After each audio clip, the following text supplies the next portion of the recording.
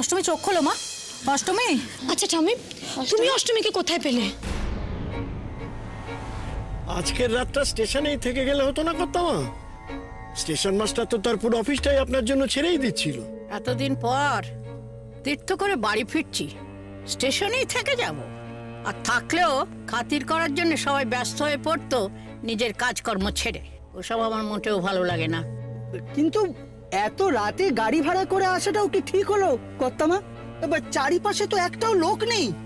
তো কে কি বলবে? হ্যাঁ, আমি পুরুষোত্তম ঠাকুরের মা, সিংহবাড়ির কর্তা মা। এই এলাকায় একটাও লোকের সাহস আছে যে আমার পথ আটকাবে? এই, দেখে, দেখে, দেখে, দেখে, দেখে, দেখে। তোদের কি জ্ঞান কমে নেই? হ্যাঁ, দেখে চালাতে পারিস না? দেখে দেখে দেখে, নাম নাম নাম, খোল খোল খোল খোল।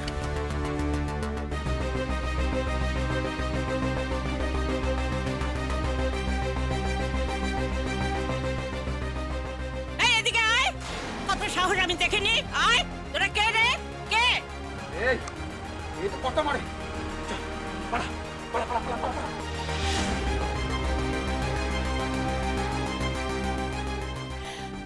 হাটিয়া কেন?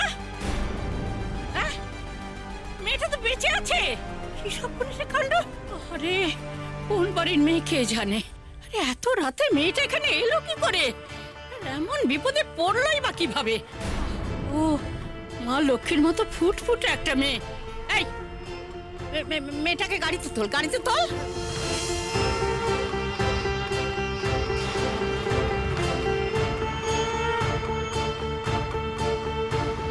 মেয়েটার কাছে আমারও অনেক কিছু জানবার আছে। কার এত বড় সাহস এখানে গুন্ডামি করছে? আহারে, একরত্তি একটা মেয়ে, এখনো জ্ঞান ফিরল না। দাদু ভাই, এখনই একটা ডাক্তার ডাকো তো। মা, এত রাতে বাড়ির মধ্যে এই ঝামেলাটা কেন করছো বলো তো? প্রয়োজন হলে কাউকে ডেকে হাসপাতালে। তুই থাম। আমার বাড়িতে কি করব না করব সেটা তোকে বলতে যাব নাকি? ডাক্তার ডাকো দাদু ভাই। কিন্তু ঠাম্মি, এত রাত্রে তো কোনো ডাক্তার পাওয়াই যাবে না। আর যদি পাওয়া যায়ও তাহলে কেউ আসতেই চাইবে না। এই বাড়ির ভিতরে আসা সৌভাগ্য করে। যে ডাক্তার আসবে তার জীবন ধন্য হয়ে যাবে। যে বাড়িতে পুরুষোত্তম সিংহ রয়েছে, দুর্জয় সিংহ রয়েছে, সে বাড়িতে ডাক্তার আসবে না? দাদু ভাই, যাও তো।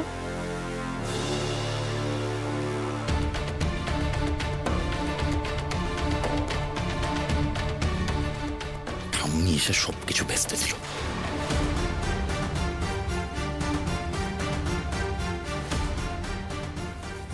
এই শোন না, বলছি ডাক্তারবাবু এসে বুঝতে পারবেন না তো যে ওকে ঘুমের ওষুধ খাওয়ানো হয়েছিল?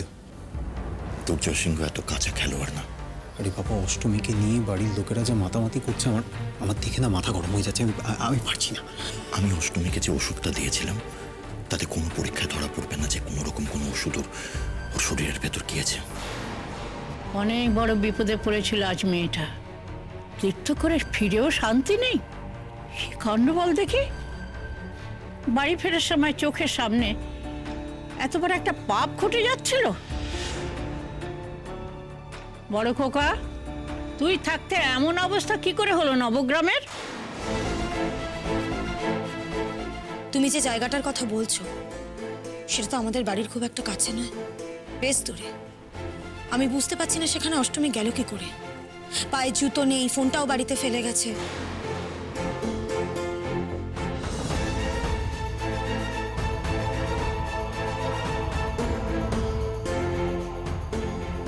এখন তো দেখছি তোমার উপরেও ভরসা করা যাবে না।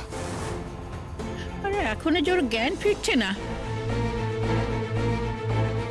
এই শোন, শিগগির একটু দুধ গরম করে আনতো, আর কেউ একটু ওই হলুদ চুন গরম করে নিয়ে আয়। বারবার বারবার তোমাকে বলেছিলাম ভরসার লোক না হলে কাজটা তাকে দিও না। এবার কি হবে?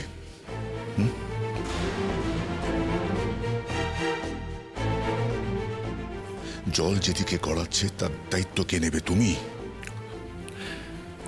আমি যাদেরকে এই কাজটা করার দায়িত্ব দিয়েছিলাম তাদের হাত থেকে আজ পর্যন্ত কেউ কোনোদিন বেঁচে ফিরেনি। এই অষ্টমী যে কিভাবে বেঁচে গেল আমি নিজেও জানি না। ট্রেন না পেয়ে গাড়ি ভাড়া করে ফিরবো ঠিক করলাম। কি ভাগ্যি, না হলে তো অনর্থ হয়ে যেত। এতক্ষণে বদমাশগুলো শেষ করে দিত মেয়েটাকে, কেউ জানতেও পারতো না। আসলে বৌরানী মাই পথ দেখিয়েছেন। আরে কি মায়া ভরা মুখ মেয়েটার। প্রতিবার কিছু না কিছু করে মেয়েটা বেঁচে যাচ্ছে দুর্জয়। এ তো শুভ লক্ষণ নয়, অনেক হয়েছে আর নয়। এবার অষ্টমীকে আর বাঁচতে দেওয়া যাবে না। আসুন আসুন আসুন আসুন, এই যে এদিকে। হ্যাঁ, এখানে আছে পেশেন্ট, আসুন। নমস্কার ঠাকুর। ওসব নমস্কার টমস্কার করার জন্য অনেক সময় পাবে, আগে মেয়েটাকে দেখো।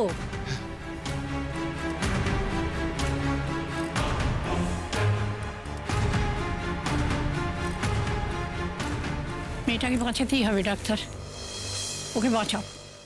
আমি আপ্রাণ চেষ্টা করবো কর্তামা, বাকি সবটা তো বৌরানীর হাতে। না, বাঁচবে না। অষ্টমী বাঁচতে পারে না, মরতে তোমাকে হবেই অষ্টমী।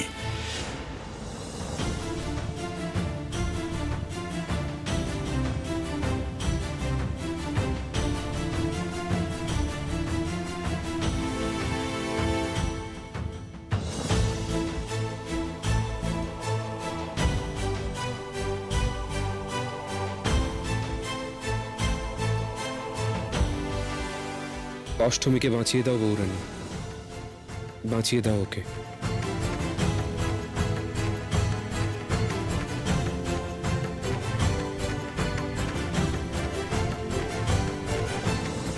এই দাদা, এই মেয়েটা কি জাদুটোনা কিছু জানে নাকি বলতো?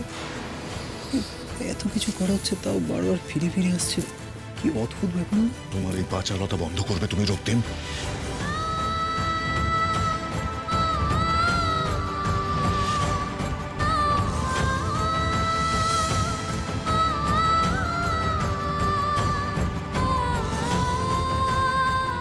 ছেড়ে দাও, ছেড়ে দাও আমাকে, আমাকে ছেড়ে দাও। ওরা ওরা ওরা কোথায় গেল? ওই ওই লোকগুলো, ওরা তো আমাকে নিয়ে যাচ্ছিল, আমাকে মারতে চেয়েছিল। তারপরে আমি দৌড়ালাম, গাড়ির হেডলাইট, আমার কিছু মনে পড়ছে না।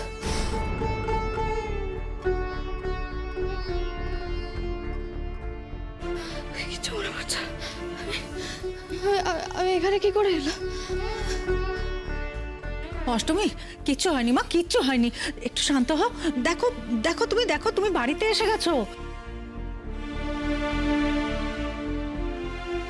আমি ওকে যে ওষুধটা দিয়েছিলাম তাতে ওর এত তাড়াতাড়ি ঘুম ভাঙার কথাই নয়। যাক, ওর যে জ্ঞান ফিরে এসেছে এটাই অনেক বড় কথা। এখন আর বেশি কথা বলার দরকার নেই।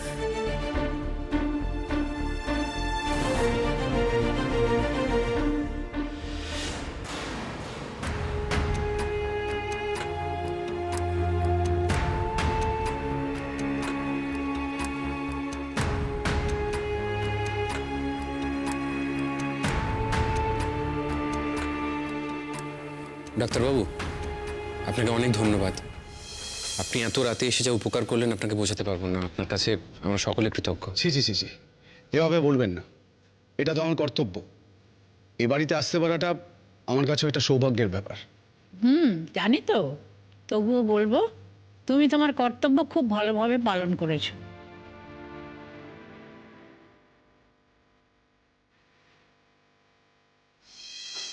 আমার মেয়েটাকে তুমি বাঁচালে, তাই না বৌরানী? আমি জানতাম যাকে তুমি নিয়ে এসেছো তার রক্ষার ভার তো তোমারই তো বৌরানী। মাগো, তোমার অসীম কৃপা মা, তোমার অসীম কৃপা, তোমার অসীম কৃপা, তোমার অসীম কৃপা।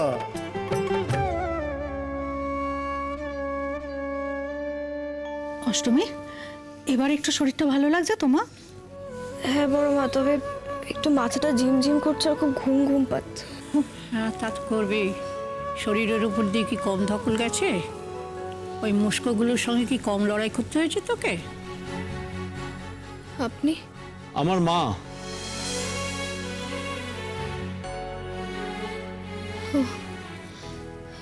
ঠাম্মি, আপনি যদি না থাকতেন তাহলে যে কি হতো। ওসব কথা পরে হবে, তার আগে বলতো ছোকরাগুলো তোকে খাটিয়া করে কেন নিয়ে যাচ্ছিল? আর তুই খাটিয়ায় উঠলি বা কি করে? আমি কিছু জানি না, আমার কিছু মনে নেই। আমার শুধু মনে আছে যে কেউ যেন আমাকে ডাকলো। আর তখনই আমি চোখ খুলে দেখে যাই ওই লোকগুলো খাটিয়ার সামনে দাঁড়িয়ে আছে, আমাকে মারার চেষ্টা করছে। কিন্তু অষ্টমী, তুমি ওখানে অব্দি গেলে কি করে? সেটাই তো মনে নেই ইরা দিদি। আমি তো নিজের ঘরে ঘুমিয়ে পড়েছিলাম, তারপরে হঠাৎ করে দেখি আমি ওখানে। আমার শরীরে আর কোনো জোর ছিল না। এটা তুমি কি বলছো অষ্টমী? এরকম আবার হয় নাকি?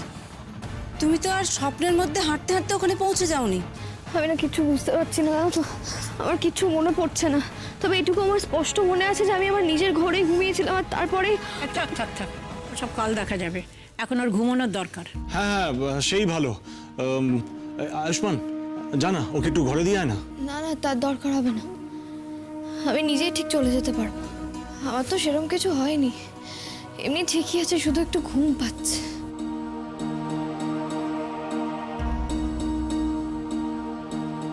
কি হলো, আপনি যেতে পারবেন তো? মাথা ঘুরছে নাকি?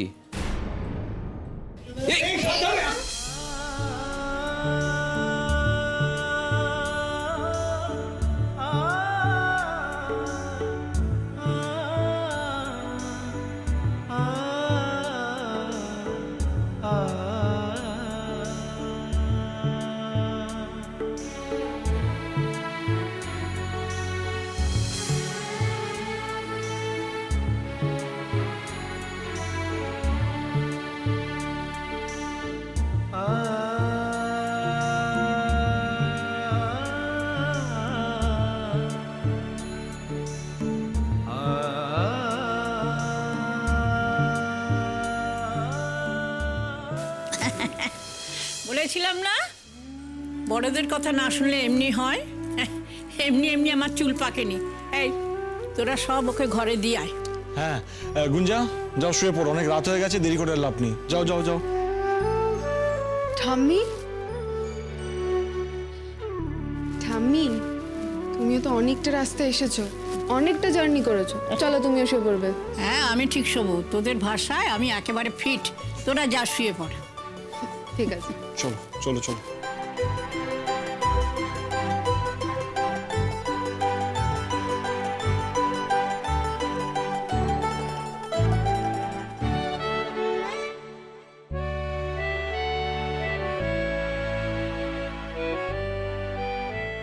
ইরা, তোর সঙ্গে আমার কথা আছে। বলো। তুই তো কোনোদিন তিলকে তাল করিস না, রং চড়িয়ে কোনো কথা বলিস না।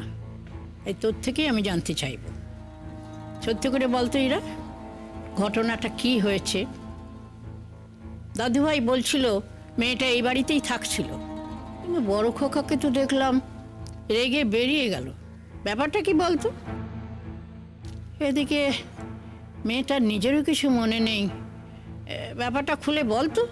ঠাম্মি, আসল ব্যাপারটা হলো এই প্রথম কেউ পুরুষোত্তম সিংহের চোখে চোখ রেখে তাকে প্রশ্ন করেছে, তাকে প্রথমবার হারিয়ে দিয়েছে। এই মেয়েটা? হ্যাঁ ঠাম্মি, এই মেয়েটা পুরুষোত্তম সিংহ উচ্চ বিদ্যালয়ের নতুন দিদিমণি, আমাদের অষ্টমী রায়।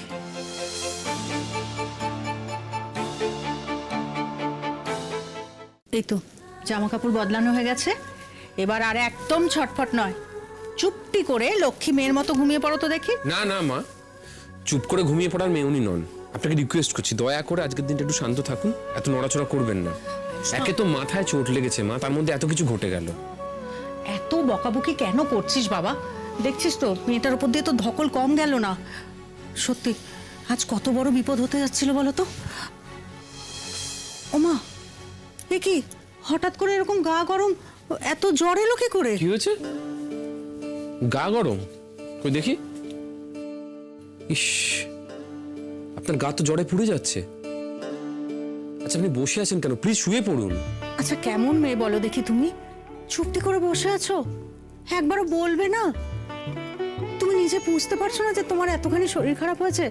গা তো একেবারে জ্বরে পুড়ে যাচ্ছে। আমাকে নিয়ে তোমরা এত ব্যস্ত হয়েও না বড় মা, একটু রেস্ট নিলেই আমার জ্বরটা ঠিক হয়ে যাবে। তোমরা যাও, একটু বিশ্রাম নাও। তোমাদেরও তো আমাকে নিয়ে কম হয়রানি হচ্ছে না। আর একটাও কথা না, একদম চুপ করে শুয়ে থাকো। এমনিতেই ভোর হয়ে আসছে, আমাদের আর ঘুম আসবে না। আমি রসুন তেল গরম করে নিয়ে আসছি। আয়ুষ্মান, তুমি এটার কাছে একটু বসতো, আমি এক্ষুনি আসছি। হ্যাঁ ঠিক আছে।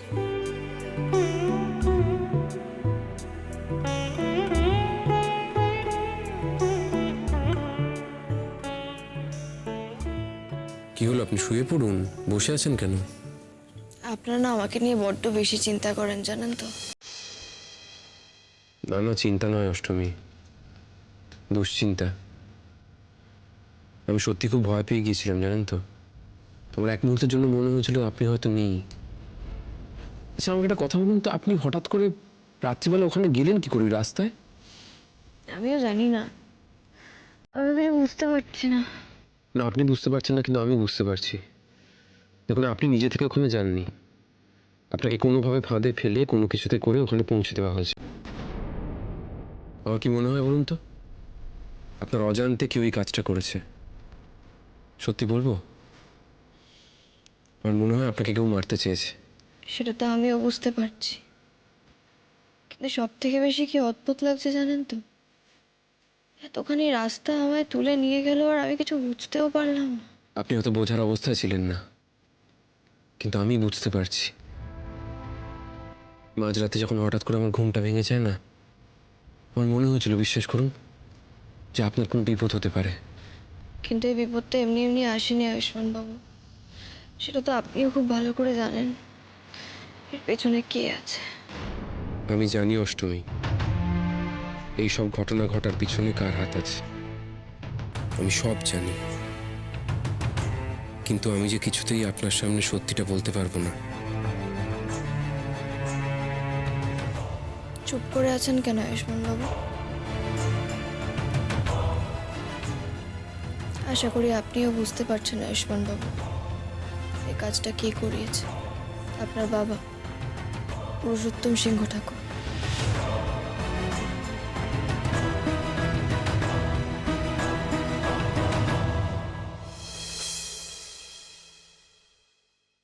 আমি নিশ্চিত আজ রাতে যেটা হলো সেটার পেছনেও ঠাকুর পুরুষোত্তম সিংহই আছে। বাবা, শুনতে শুনতে তো ভোর হয়ে গেল রে। কদিন তীর্থে গিয়েছিলাম, তার মধ্যে বড় খোকা এত কাণ্ড ঘটিয়ে ফেলেছে। হ্যাঁ, কি ভেবেছে ও বাড়িটাকে গারদখানা বানিয়ে ফেলবে? ওকে কি বারণ করার কেউ নেই? পাপ পুণ্য বলে কিছু নেই? না, আমাকে বড় খোকার সঙ্গে কথা বলতেই হবে।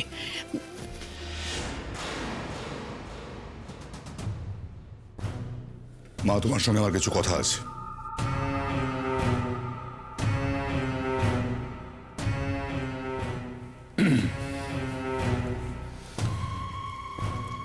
মেয়েটা বিপদে পড়েছিল, তুমি ওকে বাড়িতে নিয়ে এসেছো মা, ভালো করেছো। কিন্তু ওকে বেশি দিন এখানে রাখার কথা ভেবো না। তুই যখন বারণ করছিস, আমাকে তো রাখতেই হবে। তুমি সবটা জানো না মা, তাই বলছো। ও বাড়িতে শুধু শুধু গন্ডগোল পাকাচ্ছে। গন্ডগোল পাকাচ্ছে? তোর খুব অসুবিধে হচ্ছে না? তাই ওকে রক্ষা করার বদলে মারতে চেয়েছিলি? কি আজে বাজে অপ্রাসঙ্গিক কথা বলছো তুমি? শোন বড় খোকা, আমি তোকে পেটে ধরেছি, তুই আমার প্রথম সন্তান। আমি তোকে হাড়ে হাড়ে চিনি, তাই আমার সামনে তুই মিথ্যে বলিস না। তোর স্বার্থে আঘাত লাগলে তুই কি করতে পারিস আমার হাড়ে হাড়ে জানা আছে। তুই ওকে রক্ষা করার নামে মারতে চেয়েছিলিস বড় খোকা? হাহ, এবার তো আমি ওকে রক্ষা করব। দেখি কে কি করতে পারে। আমি তো মাঝে মধ্যে ভুলেই যাই যে তুমি আমার মা না, আমার সব। চুপ, একদম চুপ। আমি মা বলে তুই বেঁচে যাচ্ছিস, নাহলে অনেক আগেই তোকে। বড় খোকা, আমাকে তুই খাটাস না, নিজের পাপ বাড়াস না। যা করছি তোর ভালোর জন্যই করছি। যা গিয়ে শুয়ে পড়।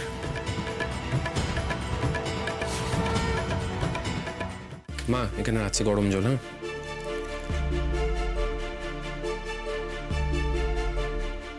অষ্টমী নিন, আস্তে করে মাথাটা তুলুন, ওষুধটা খান, মাথা ব্যথা কমে যাবে। উঠুন।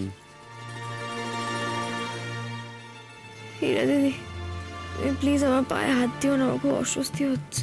অস্বস্তি হলেই তো হলো না। এই যে তুমি এত কষ্ট পাচ্ছ, তোমার জ্বরে গা পুড়ে যাচ্ছে, তবু তুমি আমাদের কাউকে কিচ্ছুটি বলনি, এতেও না আমাদের যথেষ্ট অস্বস্তি হয়েছে। এরা তুই একদম ঠিক কথা বলেছিস। অষ্টমী প্লিজ রিকোয়েস্ট করছি, ওষুধটা খেয়ে নিন। আয়ুষ্মান বাবু, আপনারা দয়া করে এবার গিয়ে বিশ্রাম নিন। আমাকে আর লজ্জা দেবেন না প্লিজ।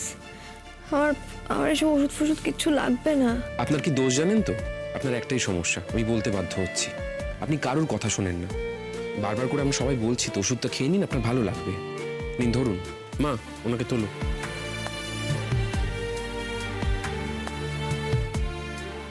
নিন ধরুন।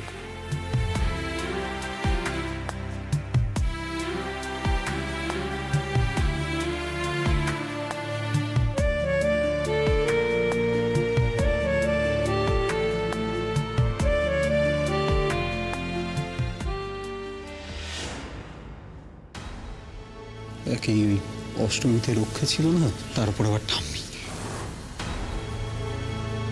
না মানে বলছিলাম যে এখন তো এই মেয়েটাকে বার করে দেওয়া আরো কঠিন হয়ে গেল, তাই। হ্যাঁ বাবা, আমারও সেটাই মনে হচ্ছে। ঠাকুমা না থাকলে অষ্টমীকে বের করার তো একটা সম্ভাবনা ছিল, কিন্তু এখন ঠাম্মি আসার পর পুরো ব্যাপারটা অসম্ভব মনে হচ্ছে। অসম্ভব বলে কোনো ব্যাপার আমার কাছে নেই। আমি পুরুষোত্তম সিংহ, ওই একটা একরত্তি মেয়ের কাছে আমি হারবো না। এবার শুধু এই বাড়ি থেকে নয়, এই গোটা নবগ্রাম থেকে মেয়েটাকে বার করে তবে আমি দম নেব। ওই মেয়ের কাছে আমি হারবো না।